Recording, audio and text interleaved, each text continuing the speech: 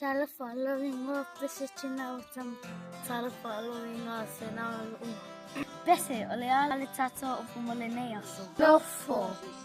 Nga, Esa I Savali, Rafaela Mai. No, the color of a beauty in my life. The color of Sokari, what? Oh, Uso later. Sally, I must tell. Yep, that's right. If you, I love. Popular. I don't know. Single maybe I see. Uso. Sale ay matu. No fue lalo maay. Iya ole tata upule na Vaiaso. No fue lalo maay. Sale ay tu. Sale ay saval. Sale ay tautal.